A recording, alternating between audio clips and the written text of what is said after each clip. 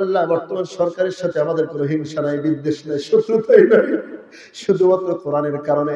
সুতরাং বর্তমান আমার ছোট্ট ভূখণ্ড বাংলাদেশ নিয়ে যারা ষড়যন্ত্র করছে, পার্শ্ববর্তী রাষ্ট্র যারা ষড়যন্ত্র করছে, আমরা সকলেই মিলে আমরা যেন এই ষড়যন্ত্রকে মোকাবেলা করে আমাদের স্বাধীনতার সার্বভৌমত্বকে টিকিয়ে রাখতে পারি।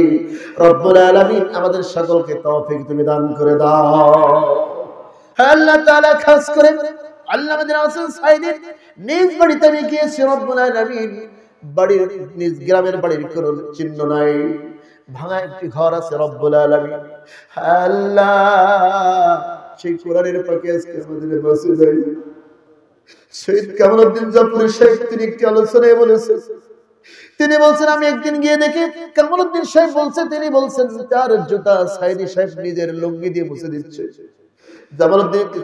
শহীদ কামালউদ্দিন জাফরি সাহেব বলছে, আমি বললাম আপনি এই কাজটি কেন করছেন? তখন বললেন আপনি একজন বড় আলেম, আপনার একটু খেদমত করি।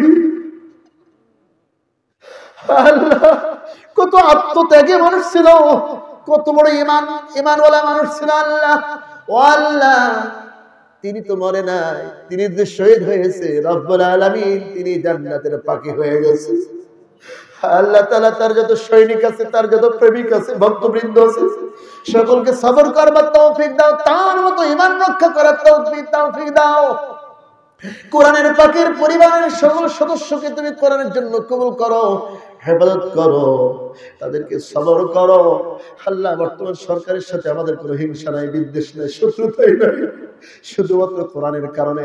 সুতরাং বর্তমান আমার ছোট্ট ভূখণ্ড বাংলাদেশ নিয়ে যারা ষড়যন্ত্র করছে, পার্শ্ববর্তী রাষ্ট্র যারা ষড়যন্ত্র করছে, আমরা সকলেই মিলে আমরা যেন এই ষড়যন্ত্রকে মোকাবেলা করে আমাদের স্বাধীনতার সার্বভৌমত্বকে টিকিয়ে রাখতে পারি।